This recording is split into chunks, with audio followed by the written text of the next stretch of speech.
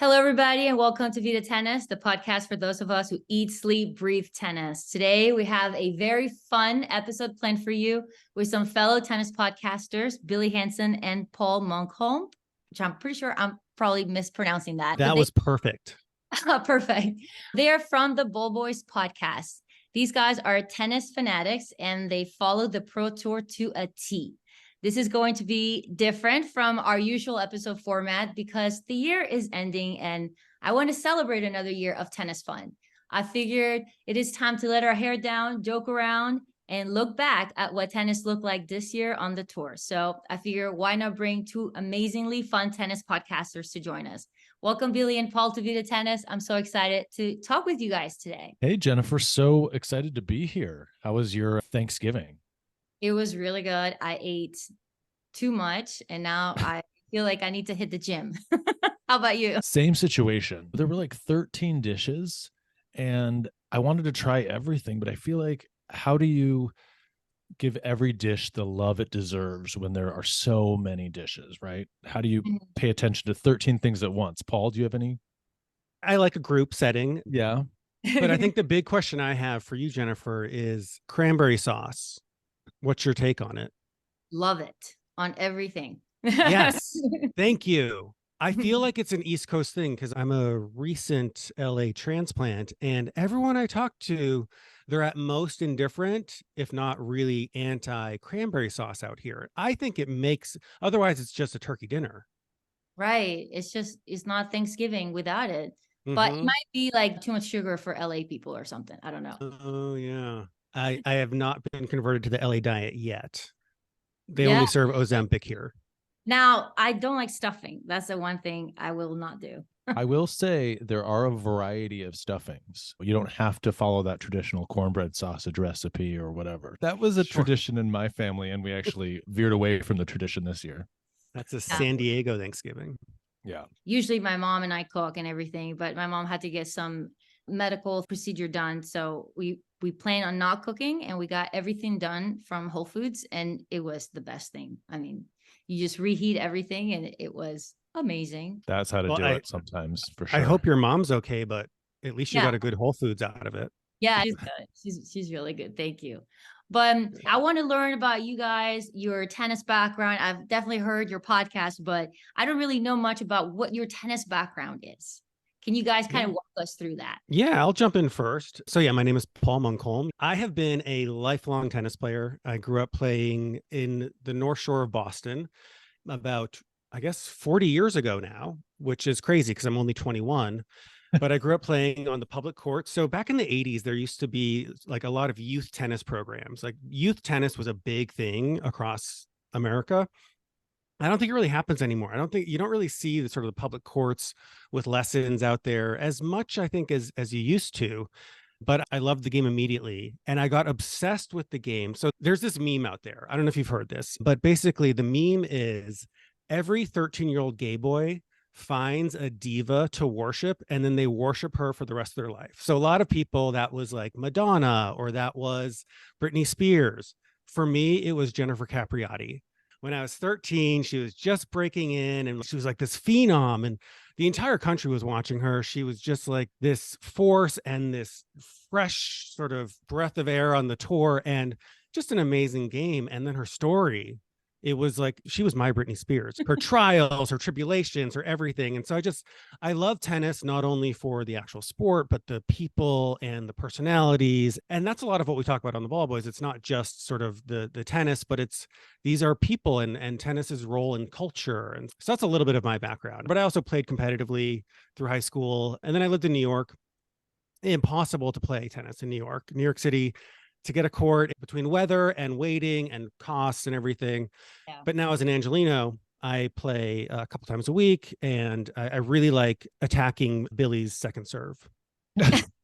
We will get to that. I will say that, yes, I'm Billy Hanson. Thanks so much for having us, Jennifer. Paul, this will give you some even more insight into what I do in my spare time. At about 2 a.m. the other night, I couldn't fall asleep. So what did I do? YouTubed highlights from the 1991 Capriati-Celis semifinal from the U.S. Open, which that match, it holds up 7-6 in the third. Oh my goodness. Yeah, I got to It breaks my wondering, heart every time. Yeah. that was sort of the beginning of Capriati's decline. Yeah. Although she did win the Olympics, right, in 92. In 92. And then she had her amazing comeback in the early 2000s. Let's not forget, she won 3 Grand Slams and was number one. Mhm. That was incredible. An incredible story, right? Because my big tennis idol was Mary Pierce. So Mary Pierce, first of all, like Paul, it was love at first stroke. I picked up a racket at age 8 and just fell in love with right away. But yeah, then I remember seeing Mary Pierce just blow through the field at the 1994 French Open. And as a kid, I was just like, wow, the way she was crushing everybody, like 0-1, 2-0. She beat Steffi Graf 2-2 in the semis. And something about the way Mary Pierce played with such aggression, but you also knew there was vulnerability there. You could see it on her face. And she had overcome the story of an overbearing father. I'm using the word overbearing euphemistically. And I might have related to that a little bit. Hi, Dad. Wow.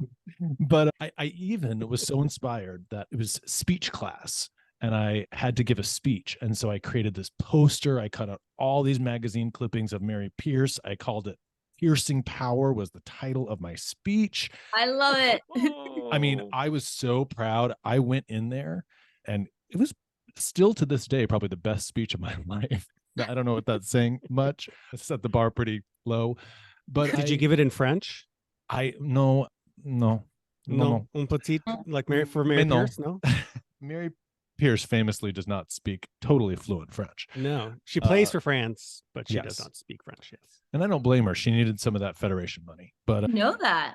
yeah. She didn't speak any French. a She little was bit. born- Un petit something something. She was born, I think, in Montreal and grew up in America. But her mom, I think, was a French citizen. So she had French citizenship. And France was like, if the USTA isn't going to support you, we will absolutely throw money at you. So they went for it. But guess what? I got a C on that speech, a C. And I was like, Mr. Cantiello, why? And he said, you were supposed to speak for 2 minutes. It was 1 minute and 48 seconds. That's an immediate C. So apparently it wasn't long enough. But I'm going to tell you, it might not have been long enough, but it was girthy. It was impassioned.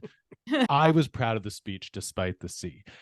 Yeah. And I actually met Mary Pierce a couple of years ago at Indian Wells. And I went up to her. I fanboyed out. I was like, Mary, I looked up to you as a kid. I just want you to know that. And I think she quickly connected the dots. She saw the homosexual dots and she backed off a little bit because I think Mary Pierce is now a nun or something equivalent. So it was a bit of an anticlimactic encounter with your idols. They say don't necessarily meet your idols. Yeah. That kind of happened to me. I've met some tennis pros. Like I met Federer. I briefly like saw Sharapova and like had an interaction. And I loved her growing up and like, they're all amazing. But I gotta say, I'm obsessed with Serena and I've loved her and I always will. But I gotta say, the only one time that I had an interaction with her, I went to get an autograph and she wasn't very nice. And it was kind of a big bummer. Like it like broke my heart. But well, what was the setting? In what I context did you ask for an autograph? I was at the Western Southern Open in Cincinnati. Actually, I used to work in Cincinnati and I would get tickets like right behind the baseline. It was like an amazing experience. First actual pro tournament that I went to and watched the best players in the world. So I was going crazy coming from Venezuela. Like I didn't grow up going to tournaments like that. So yeah, I got to see all the big names, got some autographs. I was like a little kid, not literally. I had already graduated from college, but I was like a little kid with my big tennis ball, like a total tennis nerd. So excited to be there. And yeah, I went to get an autograph from Serena and she just kind of like gave me like a dirty look. And Was this after she won a match or was it? Oh, now did you say anything? Like, were you like, no, next game? Well, no, it was like everybody was asking for an autograph. And when I went to give her my ball to sign, I was like, oh, please sign my ball. She's kind of like looked at me weird. and like shook her head and turned around and left. It was very strange. So it was like, what? Do I smell like what? Yeah, were you wearing something, or like, do you remind her of No someone? idea. No idea. But hey, it's okay. I got over it quickly. I still love her. I cried when she retired. Like Oh, it's okay. It's okay. Maybe she was yeah. having a rough day. Who knows? But I Yeah, mean, you it's never know. I get it. I mean, so Billy and I, we were down at the San Diego Open earlier this year, and we saw one of my idols, Danielle Collins, who is just the Danimal. Mhm. She is so, I love watching her on TV. She's so brash. She's so like fired up. I love the way she and her boyfriend just bark at each other from the stands. And she was kind of a, are we allowed to say the B word on this podcast? She was kind of the B word. I mean, A brat. She was She was kind a of a brat. she brat. was a There you brat. go. She was mocking the crowd. She was kind of like me, like she was just kind of being like a little baby. That's Yeah. the B word I meant, a baby. Yeah. Well, And it was really like I'm less of a fan after seeing her behavior that day, Billy. well, remember, so she double faulted and the crowd was rooting for her. She was playing, I believe, Krejcikova. And so as an American crowd, there were for Danielle. She double faulted and the crowd kind of groaned, but in a way that was supportive, like, aw, like they were Aw. bummed that Danielle double faulted. And she turned to the crowd and she was like, aw. Like she was very Yeah, she was really like antagonizing us. not amused. But I feel like she's always like that. She's very feisty, and I don't think she's very likable. But Yeah. being a woman, like I totally get it. And I've been that woman, and I've been on the other side on the receiving end. Mhm. So Honey, we've I all get been it. that woman. I've been that woman. We've Like, all had yes. our moments. Yeah. So it's okay. I get it. But I do wish that she maybe like looked at herself a little bit. Arguably, though, it's some of those same qualities, like the flip side of the coin, that have made her such a great player, right? So that Yeah. determination, that stubbornness, that belief, that confidence, right? So it's hard necessarily to divorce sometimes the positive elements of your personality from some of the more abrasive ones. I don't mind an abrasive player. The only time that I have a problem with it is if like Zverev beating up on the umpire chair or like something crazy like that, or Kyrgios. Kyrgios like drives me nuts. Like I think he's such a big, big. But other than I that, thought you were gonna say beating up something else. And I was like, uh-oh. no, you remember he like attacked the umpire chair, Oh, like yeah. that, Yeah. like that kind of stuff. Like I can't stand, or like Kyrgios like spitting towards his boss. Like he was crazy, Well, and I get it. Like he's cool, he's different, but he was like just disrespectful, and I don't like that. I mean, show your personality. I know we all have our moments, but when it's like repeatedly and it's like, like that aggressive, it's to me, it's like you can do better than that. You're a professional. well, we'll probably get into it later, but Paul and I feel like there's a bit of an epidemic right now of rage on the men's Mhm. tour. The guys have gone wild, and we were talking about it on our last show. If the WTA players were acting the way the guys were acting, they would be called every word under the sun of like, oh my Oh, God, yeah. like it's such a Brat, double standard. baby, Brat, baby, ballerina, all the B words. And the guys do it, and it's like, well, all right, and it is noticeable. And we have a few theories as to why it's happening, and some of them lead back to our good friend Novak Djokovic. For sure we're held to a different standard as women, but we'll get into all that fun stuff. I wanted to learn a little bit more about you guys and your podcast and what you guys are doing. So what made you decide to start a podcast, and especially a podcast about tennis? So I'll go first, just with a little background. And so, in case anyone hasn't guessed yet, Billy and I are both homosexuals, and Paul, sorry, I'm did I just careful out about you? who I. Oh no, Billy's he's unsure. He's still. I'm just going to testing the process waters. that for a second. Okay, I'm fine with it. He's been experimenting for 35 years and still the jury's out. So we created this podcast called The Ball Boys. It was maybe a year and a half ago. So in LA, and maybe just the whole world, there was that weird flu going around that was not COVID, but it was something like COVID. And I was sick as a dog for like a week. And I was watching TV, and there was some show about podcasts on. And I was just sort of thinking like, I'm a opinionated homosexual. What would I talk about? And I was like, well, tennis, because I'm obsessed with it. And so Billy and I started talking about it and kind of grew into this idea of the ball boys where, okay, so you don't have to be gay to like our podcast.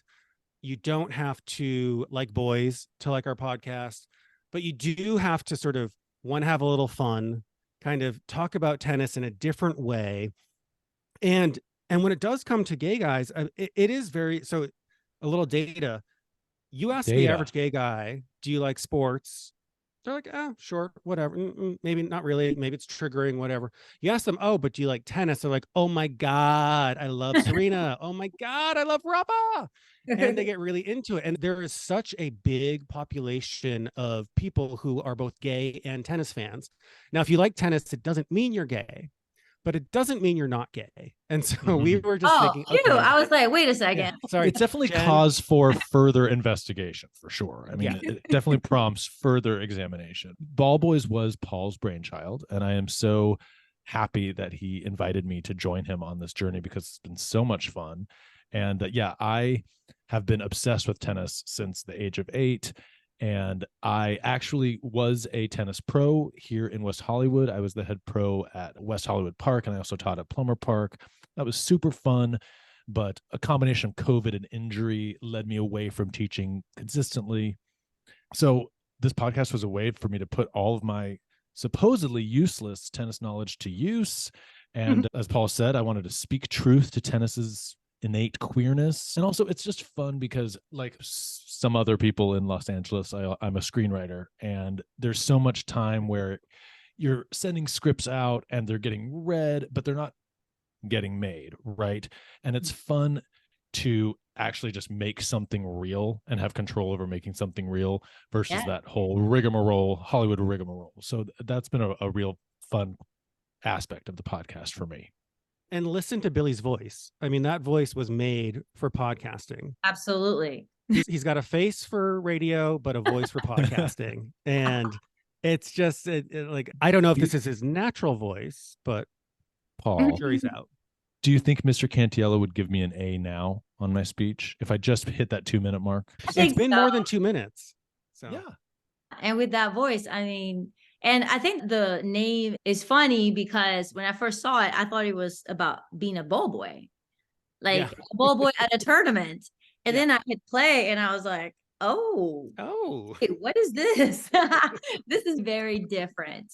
It's the playfulness of it. It's like, hey, we're the ball boys. Because I mean, we do actually talk about the ball people a lot. I'm not sure if you've seen, but over in Madrid at their Masters 1000 event, they have models as ball kids, both women and men. And the women are dressed, I mean, they're in like Hooters outfits. It's Gucci shorts and bras running and catching balls. And then the male models are in baggy shorts and t-shirts. And we're starting a petition to get the male models also in hoochie shorts and little cutoffs. Because I mean, come on, you got to be fair. Wait, which tournament is this? This is the Madrid Open. Really? I feel bad because like the week later, I think they go to like either Hamburg or Barcelona. And it's like, oh, these ball kids are hideous because they just had all these models in Madrid. So it's also fun to like look at like how tournaments are run and all the different things going on. And so the ball boys just kind of fits, and it's kind of a fun, light-hearted. I mean, we are not the place to go to get every score breaking news on tennis. We are the place to go to have a little fun and sort of talk about the culture, talk about the tennis, our passions, but in a fun way. I definitely get that. And it was funny when we were like trying to figure out how we were going to talk and everything, because it's a very adult show. So I will give everyone kind of a heads up on that. It's a very adult show. It's very cheeky. It's very different from Vida Tennis. Yeah. But hey, I was like, they're fun. I want to talk to them. Why not? I'm so glad that we're doing this because it's completely different for me, at least. And for you guys. Well, I think you have it in you. I think you might be a ball boy. I think it's kind of like Sex in the City. That's just like, let's just talk about like the adult stuff. Funny enough, one of my best friends is a ball boy in both ways. Oh, actual ball boy. Oh, really? Yeah, he works at the Miami Open. Well, shout out to Jennifer's friend, whoever you are. Yeah, Chucho, I love you. What's his name? Well, his name is Jesus, and he's my Oh, friend okay. from Venezuela, but I always called him Chucho. And he's I like like it. one of those friends from childhood. He was actually my sister's friend growing up, and then I stole him. Whoa, Ooh, drama. Yeah. We have a lot of like fun little segments. Like we do a segment called Lobsbians where we talk about what made us gayer that week on the tour. We have a Quatch where we kind of watch queer storylines on the tour. We look into our crystal balls often to make predictions which come true, what, Paul, 30, 40% of the time, 20? I would say it's 50-50. All of mine are wrong and all of Billy's are right, which is very surprising. What was most interesting is actually Paul was able to look at Marketa Vondrosova's tattoos prior to the Wimbledon final. And he saw that actually the tattoos, he decoded Marketa's strategy for beating Iga. And so It was all right there. and only the ball boys had that scoop. Only the ball boys had it. And so that's why you come to us for if you need an update on Alejandro Davidovich Fokina's hair or Annika Runa's, Holger Runa's mom's cigarette smoking or her scarves, we will provide you with those updates. Did you play MASH growing up? MASH? Yeah, MASH. So that was the game that we played probably in 5th, 6th grade, where you would find out what your career was going to be, what house you're going to live in, who you're going to marry, and something else. And so MASH stands for mansion, apartment, shed, or house. And it's just a silly game that kids play. And we were like, okay, is there a Smash version of this that we can do on the Ball Boys? And so in the last episode, we used that same game, MASH, to figure out how to take down Novak Djokovic in 2024. And so you play the game, and it ended up being basically he was going to be stuck in the Australian deportation office with the lineswoman that he accidentally hit in the throat at the US Open. And Margaret Court was going to feed him Caltine bars until he got too fat to get back on the plane to leave Australia. And that's how we were going to take him down in 2024. Who would be like your dream guest on the podcast? I think we have to shoot for the stars. I'd go like Venus Williams. I mean, ooh, she's got a great sense of humor. She loves to laugh. What a trailblazer. That would be. And we can ask her why Serena was not that nice to Jen. I'm sure she forgot about me. I want to know. Oh, no. They talk about that moment among the Williams family all the time. There's beef there. There's beef. Yeah. There's beef. Oh gosh, that's the last thing I want is beef with Serena, with the queen. No, yeah. thanks. Yeah. Well, we have had Margaret Court call in. So every now and then she calls in and she's like, "Good day. I'm Margaret Court." Novak has tied her for the record of Grand Slams, 24. Yeah. Do you think he's going to surpass her, Jennifer? Yes, 100%. I think he will. Oh, he's gonna end up with like 30 Grand Slams. Yeah, and I think he's gonna break all the records, and he's still not gonna be as loved as Roger and Rafa for some reason. Exactly. Oh, there's many reasons. So Margaret Court, she's pretty vocally anti-LGBTQ, and that's her choice. But it's just an interesting thing to come out on in 2023, particularly given that the women's tour is where most of the out players are. So it's just sort of, are you really going to die on that hill, Margaret? I mean, I think she's climbing the hill. She's close to death, is what you're saying. She's getting to the summit of that hill. But we're all being there is Margaret Court Arena at the Australian Open, and a lot of players have considered boycotting playing on that stadium. Definitely some players have played with like rainbow shoelaces or a rainbow wristband, but it continues to be controversial. The good thing is we enjoy having people, all types of people on our show. And so we welcome you anytime, Margaret. I'm not for sort of forcing everyone to believe the same thing that I believe, but I'm going to make fun of everyone. So, I'm going to make fun of Margaret. I'm going to make fun of Novak. We make fun of Kasatkina, one of the most prominent out players. We make fun of her serve because Billy's serve is actually better than Kasatkina's. I mean, the sad truth is that Paul is not joking. So I was a very serious tennis player growing up, and I loved practicing my ground strokes, right? I loved sort of even the hypnotic element of just hitting shot after shot after shot, but I didn't love practicing my serve. A lot of people find it boring. I used to love it. Oh, it's my favorite shot. It's the only way I win. If it's in, I win. If it's out, I'm done. I would just say to juniors out there or to anyone out there, I mean, the serve is so important. If you've got a great serve, that can win you about half the games you play right there. And it's kind of amazing how people are so resistant to practicing the serve. I think it's because it's less interactive, but I remember when I was 16, I was practicing my serve, and my coach at the time was like, I went by Bill back then, not Billy. And my coach was like, very matter of factly, Bill, are you gay? And I was not out at the time, but it was so unassuming and so casual.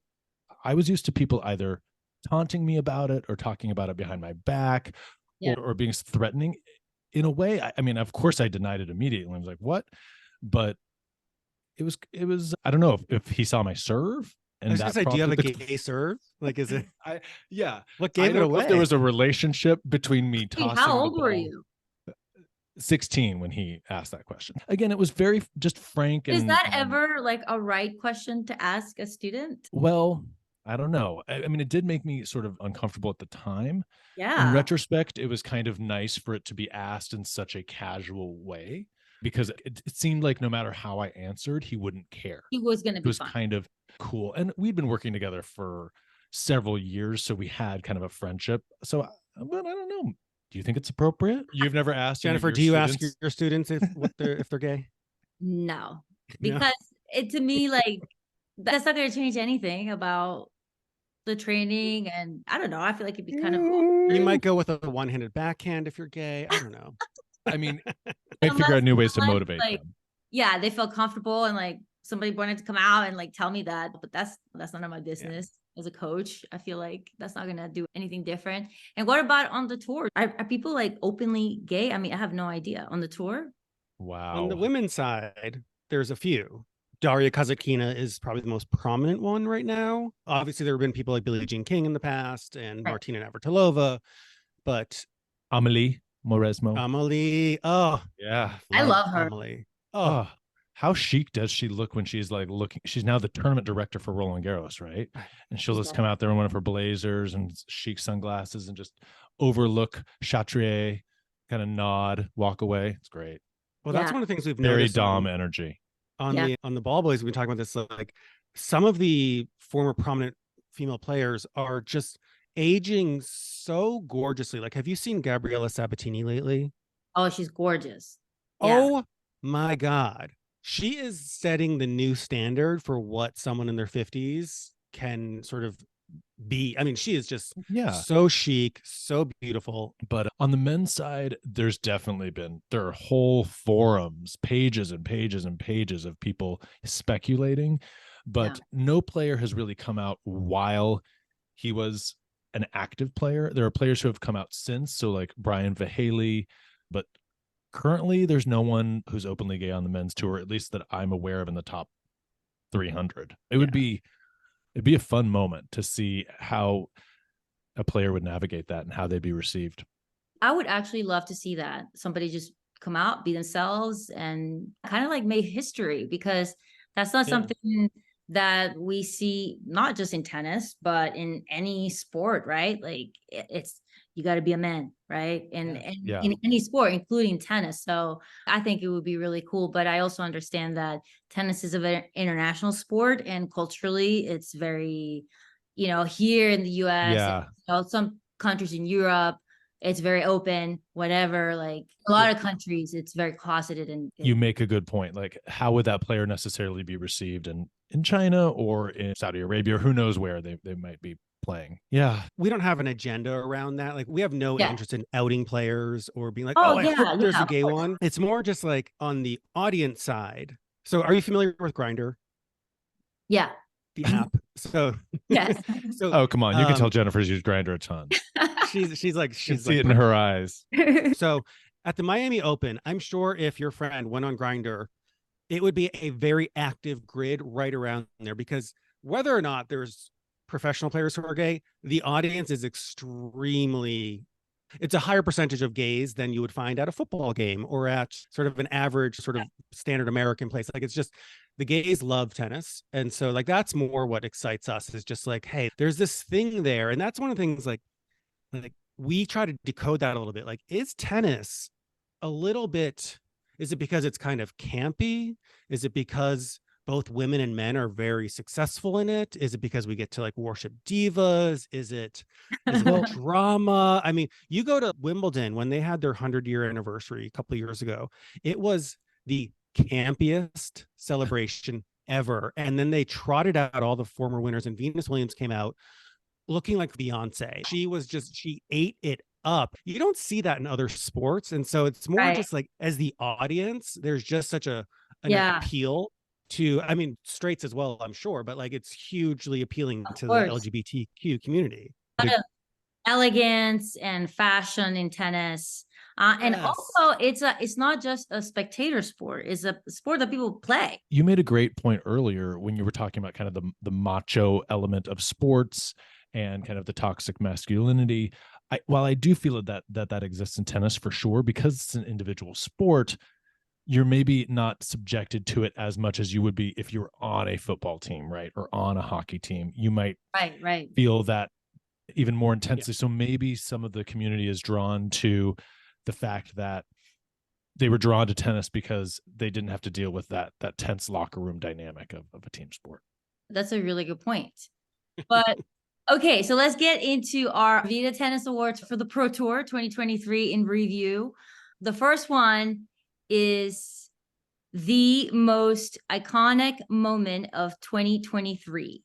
This is going to be a little bit from out of left field, because a lot of people probably didn't witness this iconic moment, but I'm going to go with Venus Williams' bold red lip at the Canadian Open earlier this year. So she's 43 now. She hasn't really won more than, I think, a match and a half over the past 4 years. But I just love that she's still playing because she wants to still play. And I'm going to go ahead and say that she's the most iconic active player in the game right now. And that's why she's getting my iconic moment of 2023, because she is the most iconic. She didn't do too hot this year, but Billy and I can sometimes, we don't always agree. I know it seems like we agree on everything, but sometimes we differ. And this was one where I was like, really? Because yes, she is a big icon of the sport.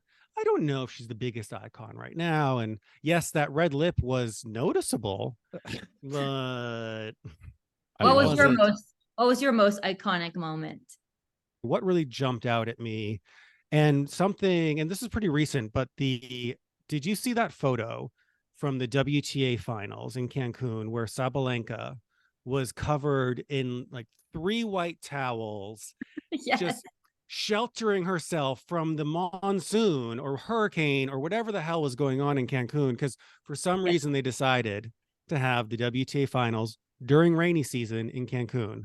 That was iconic for me just because the pure misery, the absolute unfettered sadness of the end of the year for these really elite players. But it just kind of summed up what felt like this year was there was a lot of disparity between the ATP and WTA this year. It just seems like less and less the WTA is getting the support it deserves. It's getting the sponsorship, the prize money. I mean, these women are winning 250 level tournaments and getting like $30,000, which is great for you and me. Well, for me, I'm not going to speak, maybe Jennifer, you're like 30. I don't get out of bed for less than 40, but 30,000 is not bad. But the men for a same level tournament, it's like 3 or 4 times that money. And there's a lot of talk about merging the tours. And so that photo just kind of summed up, this is how the women are getting treated. Because when you compare that to the ATP finals that just happened in Turin, one of the most stunning stadiums, live DJ, perfect video, perfect everything. And the court wasn't full of dead spots. It was just the difference between the tours was really iconic. Day and night. I mean, and it's funny because at this year's US Open, they kept talking about equal prize money. And I'm like, our Grand Slams. Yeah, right. But not that's everywhere. Confusing, right? That's confusing for people. People don't realize that. And we do have to remember, though, that the women's tour has really thrived in the past. There have been decades of tremendous success, right? You remember the Williams sisters, Hingis, Kornikova, even Capriati and Sellis all going at it, Davenport. Kornikova. I'm just saying she was a big deal and did play a few matches with those players. She never won a tournament, but okay. And of course, we have had Serena, but with the men, we've had now over a decade, 15 years of players that are so dominant and so extraordinary that now the men's tour is kind of riding that high a little bit. I do think these things hopefully are cyclical, and I think the women's tour certainly could really pop off in the next couple years, and that's my hope. Agreed. I think it's going to be interesting to see if tennis goes through the same thing that golf just went through. So hey, I'm all for change and mixing things up, but I don't know. I'm nodding, pretending I know what golf just went through. I have no idea Oh. what golf just went through. Is golf okay? We Well, are so basically, obsessed with tennis. We're their whole actually tour monogamous. got bought out basically by Oh Saudi. yeah, there was some weird like Saudi Arabian tour or something. So what Yeah. they're saying now is that maybe the ATP and the WTA will merge to kind of avoid that. So we'll see. It's definitely going to be interesting to see. My most iconic moments of 2023, I have two. And I know one you guys are not going to like. I'll start with the nice one. The nice one is Coco Gauff. I mean, I think this was her year to shine, to break through.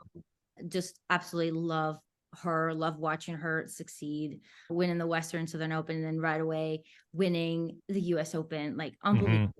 I think everybody counted her. Well, she finally fixed that forehand. Well, depends who you ask, but I do like her, and I think we're going to see a lot more of her. And I love that she thanked the haters. Oh my goodness, that was iconic, and she doubled down. She like said it twice. She was like, "You thought you were trying to put my fire out with water? Oh no, that was gas. That fueled me." It was. We assumed that she was talking about us because in the previous episode we had talked about how she just doesn't have it. So if anything, we actually should get a little credit because we fueled Coco. And then on the men's side, and this is a controversial one. So I'll explain my Novak situation. So one of my most iconic moments this year was Novak hanging up the phone. I know you guys are rolling your eyes. What? Okay. Wow. So I used to like Novak a lot until he started getting awfully close to Rafa's and Roger's records. And then I was like, back off, bitch. No, back off. Yeah. Like I like you, but I don't like you that much. Right. And then he kept winning. And like the whole COVID thing, I think nobody liked Novak during COVID, or at least most people didn't. Right. That whole thing went crazy with COVID. Him and Rafa are like back and forth, right. With Grand Slam titles. And I'm a huge Rafa fan, but now it's like, Djokovic has won it all. He's going to continue to win. Like, we just need to accept it. It's fine. He's not going to be everyone's favorite. He doesn't have that, like, I guess that attitude that Roger and Rafa have of like just professionals and class. I don't think he has class. They're the same way that Roger and Rafa do. Yeah. Yeah, definitely not on that same level, but he does have a personality and he's funny. And I like when he kind of like taunts the crowd a little bit because he's like a big kid and he has nothing to prove anymore. And he's out there killing himself to continue to break the record. So him hanging up the phone on Ben Shelton, nothing against Ben Shelton. I like him just fine, but I thought it was iconic because he's just a kid. And he was talking smack. I was talking about how Novak doesn't know what's coming for him. And Novak was like, sorry, boy, boom, hung up the phone. It's a meme. It went viral. I thought it was iconic. I love it. Villains can be iconic. Yeah. Exactly. Yes. Yeah. So we'll run with that. We like that, Jennifer. Yeah, exactly. So hanging up the phone, I think it was great. I think people were a little too harsh on him. I think it's just because they don't like him. So the thing with that, I had a very negative reaction to that. And for me, the thing that I don't like about him and the thing that kind of encapsulated was he can have a tendency to punch down a little bit. Like he just beat this kid. Yeah. And it wasn't that great of a match. And it was just like, and now you're going to taunt him a little bit. Like, it's like, dude, you're like 20 years older. You're supposed to be like the GOAT and you're taunting some, 20-year-old kid. It felt a little. I get it. I think Ben Shelton handled it pretty well. I mean, his dad, not so much, but I think he handled it really well. And he was like, yeah, whatever. And Ben is a big stage player. So I'm very excited for him in the coming years. It wasn't that big of a deal, but just sort of the thing about Novak, it's death by 1,000 cuts.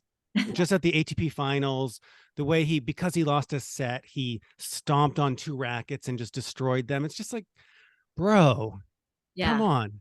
You're number better. He definitely should be. He's on a different level. He's now above Roger and Rafa. Like, he should be able to act more professionally, but I kind of like that he shows his human side, and it's just like, He's not a robot. He's not perfect. And I think there's something to like about that. It's a little bit more relatable, I guess. But do you want him to keep winning? Like, would you like to see him in 2024 win a bunch of slams, or are you a little tired of him Oh, I'm sick of winning it. almost I'm sick of every match he watching him plays? win.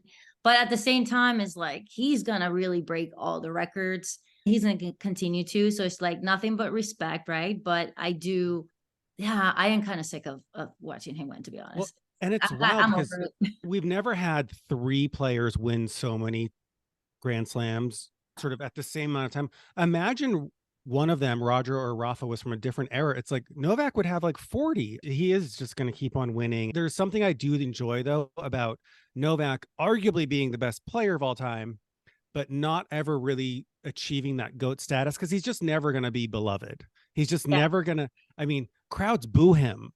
Michael Jordan doesn't get booed.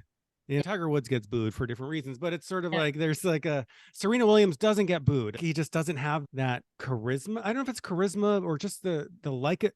He's just not that likable. He can be a little braggadocious, so I think that's why people don't like him. But I kind of like it. I think it's a little edgy, and he's never like crossed the line to where it's like really bad or disrespectful, except when he hit a lines person. That was obviously bad.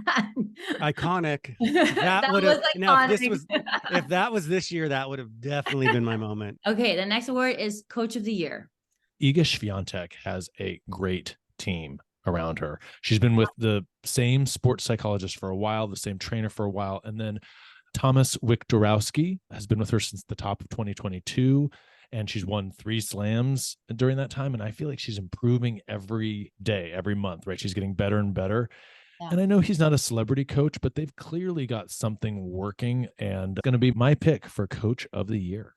Awesome. Billy's answer was so serious. So my coach, so there were 2. I was considering 2 for this. So first was Darren Cahill for all of his work with Jannik Sinner, because Jannik Sinner has really broken through. I mean, just yesterday, he beat Novak again at the Davis Cup. I mean, I'm overjoyed. And then he beat him again in doubles. So it's just like a nice twofer. And the other one is Brad Gilbert for all the work that he's done with Coco, because I think he really, after Wimbledon, it was like, whoa, Coco, what's going on? And then she came back, and a lot of that is Brad.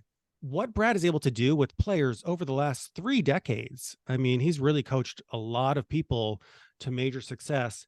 But if I had to choose between the 2, I would definitely choose Brad, because I was thinking, who would I want to go out to like the Eagle with, or to some sort of gay bar and just have fun with? Because Brad is so fun. All of his little like puns and wordplay, and like he's just like he's the fear hand, and he's like a fun guy that I think would be super cool to hang out with. I suspect that Darren Cahill's pretty fun too. I think he's got that Australian wild side. That's my suspicion. I love to laugh, and Brad makes me laugh. That's important in a coach for me. My coach needs to make me laugh.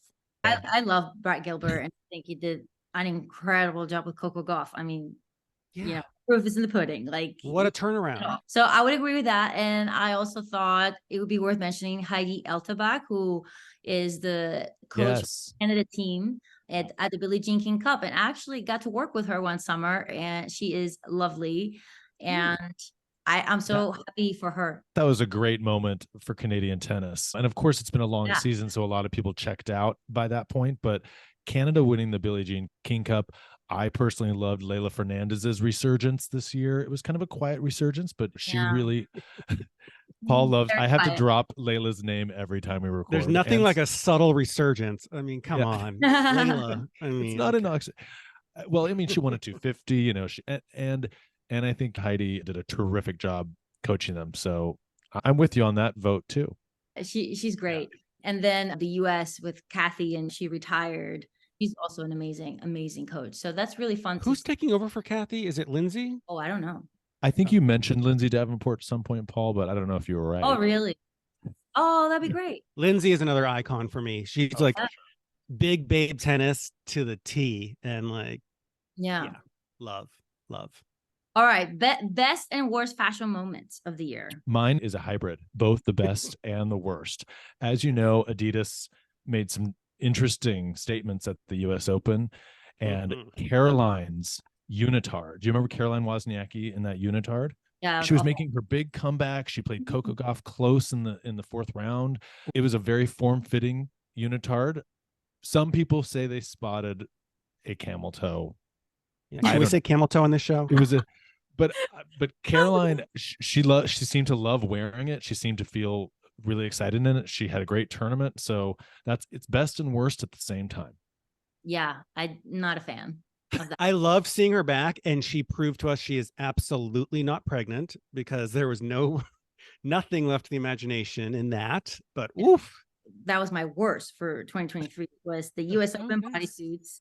And actually Azarenka also wore one, and Taylor Townsend wore one at the US Open, and those did not look good. And also the tank tops that the guys wore, not a fan. Agree to honey. disagree. I did not like it. I mean, they're Tiafoe's arms at the US Open. Oh, they are reminiscent of Rafa, like back in the day, but yeah. no, I don't think it's a good look. I don't like it. I loved the sleeveless brigade at the US Open with Ben Shelton and Alcaraz and Tiafoe wearing like bright pink sleeveless shirts. It was awesome. We wrote a haiku to Ben Shelton's bicep for one of our episodes. So yeah, we're going to agree to disagree on that one, Jen. I don't know. I thought I knew you, but geez. Yeah, I know. I didn't really like it. And then my best was Coco's like chartreuse. Yes. And I really did like that outfit with the red, which is a weird combination, but I thought it got really well. I think overall New Balance has been serving her well for sure. Yeah. New Balance, what they did with Tommy Paul was great this year. A lot of great looks. But I have to just mention my worst look of the year, because I'm still not over it, which was Jess Pegula, also at the US Open, also with Adidas. Yeah. It looked like a Little House on the Prairie, like homesteader apron.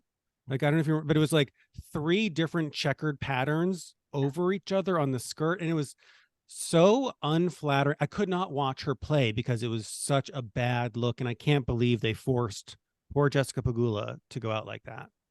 Awful. I honestly, I don't understand how these brands allow these players to go out looking the way they do sometimes, because it's like you're on international TV on one of the biggest stages in the world. Why are you going to go and look like that? Like, that is unnecessary. And like, honestly, wear something that is flattering to the athlete too, and that makes them look great and represent your brand in a great way. I don't get it. 100%. Yeah, I mean, these women are some of the greatest athletes in the world, obviously, and no body shaming, but like, these women are gorgeous. Their bodies are gorgeous. They should look great all the time. And it's crazy that they're dressed in things that aren't flattering. It's crazy. And Ostapenko's up there too. I mean, I love everything that she wears because it's unhinged. Like, she's just like, whoa, she's making statements. Yeah. I am just going to say, I still love Caroline Wozniacki's unitard. And so you haven't changed my mind, either of you. I like that you call it a unitard. He's actually wearing it underneath his shirt right now. Yeah. That's not a bodysuit? I guess not a bodysuit because it's not full. See, to me, it was more like a wrestler singlet. Yeah. Yeah. Oh, yeah. It works for me. I did like the Adidas black jacket she put on top for like the cape. Yeah. Little Red Riding Hood cape. Yeah, I thought that was great. Nice. All right. What about slams? What was the best Grand Slam in you guys' opinion for this year? Or best tournament? For me, it was the US Open, because we had that sleeveless brigade of men. Coco's breakthrough with her pointed speech. Shelton being dialed in and Novak being dialed in. Sabalenka smashing her racket after losing the final. Jen, did you see that when Sabalenka smashed her racket after the final? Yeah, I did.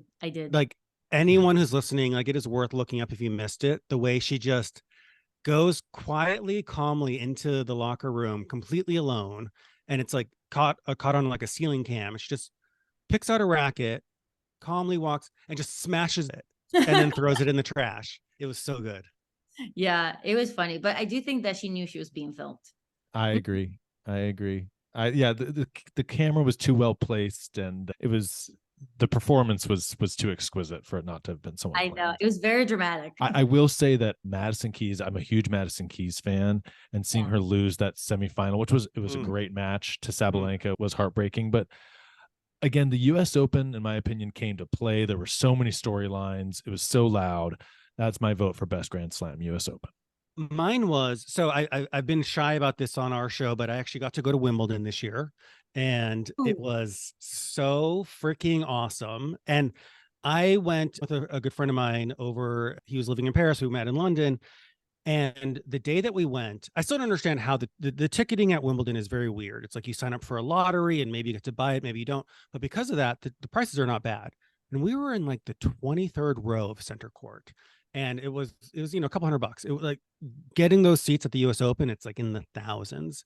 Yeah. And we saw the lineup we saw was just incredible. We saw Murray play, we saw Wawrinka, we saw Novak, we saw Alcaraz. Like everyone played because the weather was so bad, everything was backed up.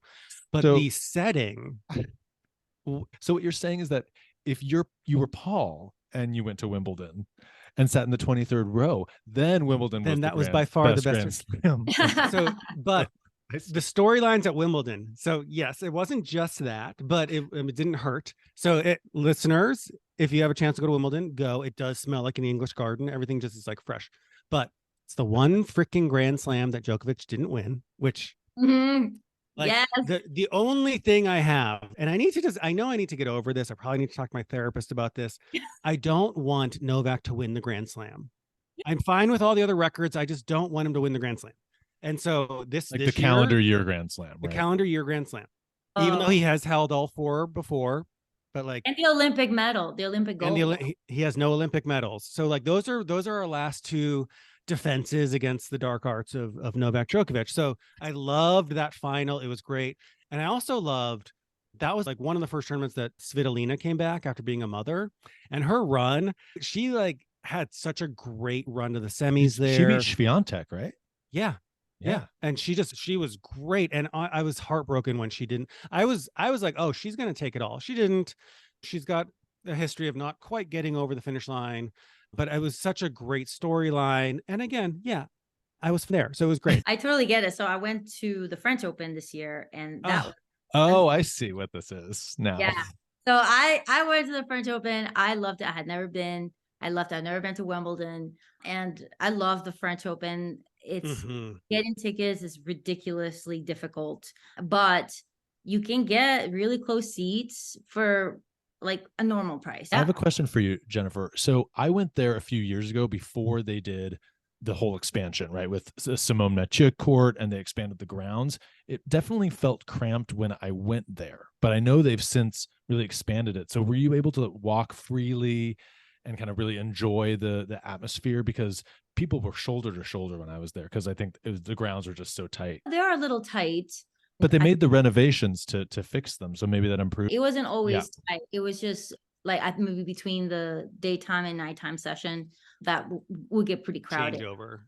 Yeah, exactly. But no, and then you can bring food, you can bring drinks. The food and the drinks that you buy at the site are like normal price, not like US Open prices. So it's really like I was like in love. I loved it. And I got do people still smoke there? No. Because when I went, it was literally everyone was just like smoking. It was just like I wouldn't have liked that. But I got to see Altmaier and Sinner play, and that was like a 5-hour match. It was a really, really good match. That was probably my favorite, just because I got to go to it. But as a fan, I didn't get to go to any Grand Slams this year. Okay, everybody. So Paul did, Jennifer did. Just Indian Wells for Billy. Sorry, but I agree with Paul that Wimbledon was probably my favorite because Carlos Alcaraz won, and I love Carlos. I knew it. I knew you believe in the light. Yes, that was iconic. That was an iconic win. I did love to see that, though. I was extremely disappointed to see Ons lose again. Heartbreaking. Broke my heart. Yeah, it was awful. Poor Ons. Yeah. So I think I messed up earlier when I said it was Vondrousova's strategy against Swiatek. I think it was her strategy against Ons that we deciphered through her tattoos. Just clarifying in case listeners were confused. Yeah, she had a whole nother set of tattoos for Swiatek. It was really heartbreaking. All right, guys. And then the last question, what we missed in 2023 and what we look forward to in 2024. And this better be Novak getting a golden slam, because I think Paul is going to have to get therapy after if that has to happen. More therapy. I will more hang up right therapy, now. Jennifer. He's already in therapy. Don't worry. This has actually been therapeutic for me. So I think my therapist will be very happy with my progress today. I would like to see, even though it's so exciting seeing Sinner and Alcaraz and Runa be playing well, we still had Novak win 3 slams in 2023. So it might be wishful thinking, but I'd love to see some more slam winners on the men's side and see a little decline in Novak's form. So that's what I'm looking forward to in 2024 and what I missed in 2023, frankly. And on the women's side, I'm excited to see some rivalries at the top starting to take shape, right? We've got Swiatek versus Sabalenka, Swiatek Goff, throw Naomi Osaka into the mix next year in 2024. I'm looking forward to that. If we have them playing each other consistently on the big stages, I think that could be that women's tennis, not renaissance, but like the tennis-tance. Yeah, getting more relevant again and people getting more excited about it again if they saw some consistent rivalries. So that's my looking forward to. The thing I missed and the thing I'm most looking forward to, I just have 2 words for you: Rafa. Because when he posted that he is in for Australia, the excitement, like I am just like you, huge Nadal fan, and I cannot wait for him to come back. I'm not getting my hopes super high up, although you can never count him out. No. But I'm gonna savor every moment we have with him. I do think he's gonna retire after the Paris Olympics. I think that's gonna be such a poetic way to end his career. But I'm so excited just to see what he can do and just Jennifer, soak it in. If he did you know my cat is named Rafa? No. Yeah, I have a cat named Rafa. I'm also a huge Nadal fan. I'm excited. I'm keeping my expectations managed for now. For sure. So the reason I went to the French Open this year was because I thought this would be his last, and he got injured. And then it was every week, waiting for a new update on Instagram. Is he going to play? Is he not going to play? And then he finally came out and said, he's not playing the French Open. And I was heartbroken, but I was like, hey, it's okay. Because worst case scenario, I'm in Paris watching tennis. It was still your favorite tournament of the year. Exactly. Even without him, I did get a funny picture by his statue. I agree with you guys about seeing other players other than Novak at the top. I miss Rafa. I miss Serena, Roger, all of it. I miss actual role models on the court too. I think these new guys can be such little brats, and it's not fun to watch. At least not fun for me. And then I also miss friends asking me to play tennis and not pickleball. Oh, Jennifer, come out to LA. We will play tennis with you, and we can be rude to the pickleballers on the court next to us. I'm like, but what about tennis? And now I even get asked to play padel, which is really fun too. But I'm like, I want to play tennis. Pickleball came up over Thanksgiving, and it's sort of like, oh boy. It was one of those hot button issues, and I was just like, I am vehemently against pickleball, and someone else is like, well, I love it, and it just became this whole thing. And honestly, I am so anti pickleball, mostly because of the name. It's just so stupid. Like, pickleball, come on, like, get a better name, and then maybe we'll talk. But it's just the way in LA they've taken over some of the courts, and it's like, no, that's a tennis court. That's my only issue with it is, it taking over the courts. I play it every now and then, but I think it's great. It's great for racket sports in general, but I'm like, no, I want to play tennis. If I'm going to like put my shoulder through a workout, it's going to be for tennis. It's not going to be for pickleball. 100%. What would you say your best shot is, Jennifer? My best shot?